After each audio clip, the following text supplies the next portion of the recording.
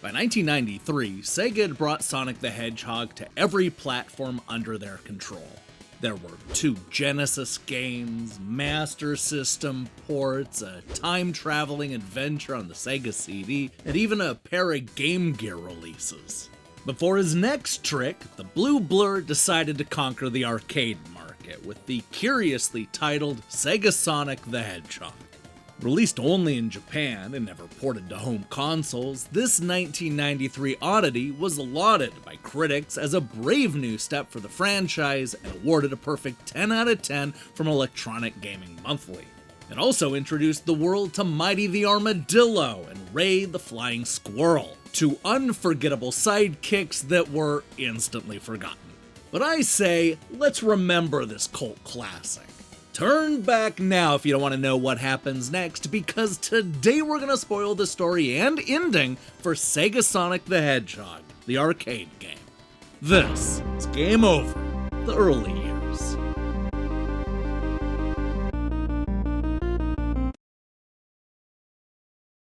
You know what? I like a lot of things about Sonic, including his speed, his attitude, and the fact that he's basically invincible as long as he's holding on to at least one ring. But there's one thing that I really hate about the franchise, and that's the endings. Let's face it, Sega doesn't know how to wrap up a Sonic game. I mean, his 1991 debut ends with our hero celebrating with a bunch of animals and Dr. Robotnik, or Eggman if you prefer, jumping all over a game over sign. It's not exactly fine cinema. But I'm here to argue that there is one early Sonic the Hedgehog game that actually had a cool and satisfying ending. That game is called Sonic CD, and it clearly has the franchise's best ending. I don't feel like having this video flagged for a copyright claim, so today we're going to talk about the second best ending, which just so happened to come from the 1993 arcade curiosity, SegaSonic the Hedgehog. The story picks up in the most exciting way possible. Our hero is running for his life as Eggman's newest invention chases after him. It's an even faster tank with a massive mouth ready to gobble up Sonic and drag him back to the Doctor's evil tower. This takes the Hedgehog far away from the Green Hill Zone and forces him to escape Eggman Island, a mechanical wonderland full of natural disasters and lots and lots and lots of rings to collect. After initially escaping his prison cell, Sonic is spit right up into the air and dropped off on the island's northwest side. That would normally be okay, but it just so happens that today the volcano is erupting and the blue speedster needs to avoid lava, pits, and, well, lava pits. This leads to the Icy Isle, a frozen part of Eggman Island that has Sonic slipping and sliding past spike traps. This is followed by yet another example of temperature whiplash as our hero escapes ice cube platforms for the hot desert sand.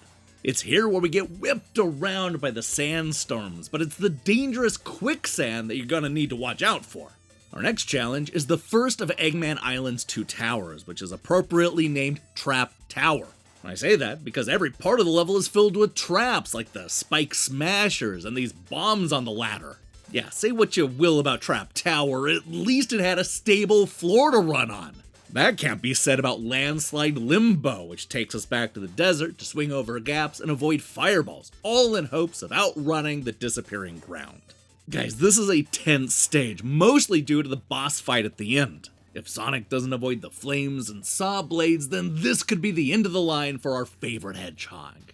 Thankfully, he survives, but his good luck is only short-lived. Sonic falls into Dr. Eggman's man-made river, which is filled with robot turtles and spiky balls. He escapes the drink by climbing up the rock wall, but watch out, because it looks like the dam is getting ready to burst. He hops and skips over a bunch of wooden rafts before eventually finding his way into the final part of the island, Eggman's Tower. This stage is filled with the usual traps, the crumbling ground, and the flame obstacles. But let me tell you, none of that was able to slow Sonic down from finding his target, that fat robot inventor.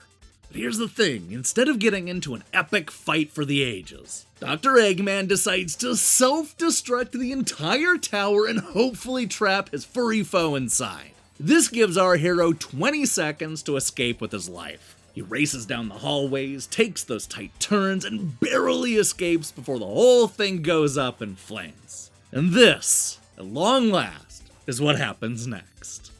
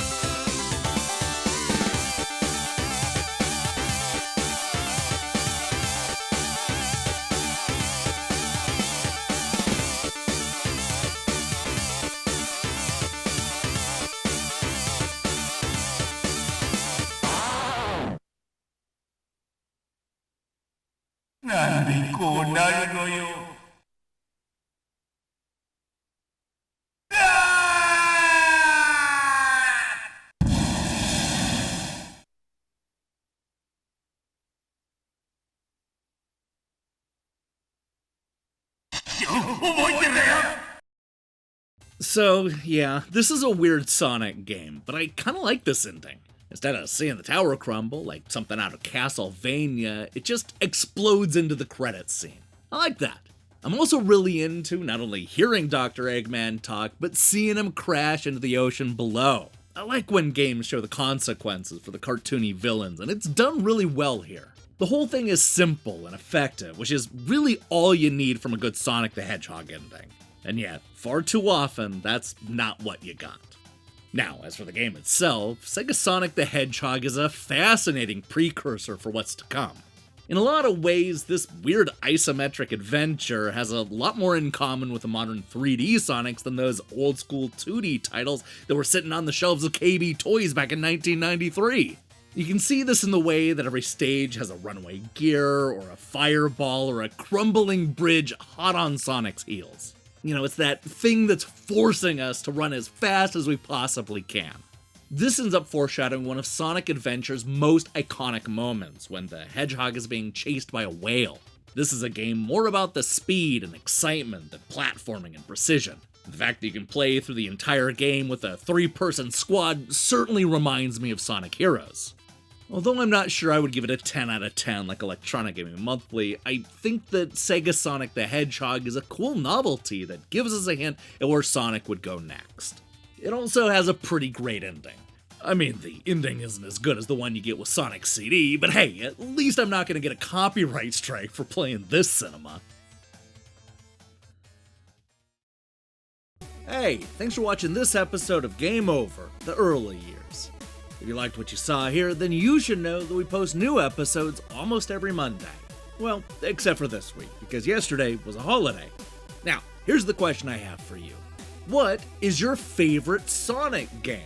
Are you a fan of the original trilogy? Perhaps Mania is more your speed, or Sonic Adventure. I bet there are a lot of Sonic Adventure people. Or come on, are you the person who's gonna come at me with Shadow the Hedgehog and Sonic 06? I mean, I'm sure there's at least one Sonic 06 person out there, right? Alright, go ahead and show me your picks in the comments below. In other news, I really want to play that new Crazy Taxi clone. Does that mean I have a review coming? Well, no, I wouldn't say that. I just want to play it. That's all I'm saying. While I wait for that to happen, I'm going to strongly recommend you click that subscribe button and support what we're doing here. Until then.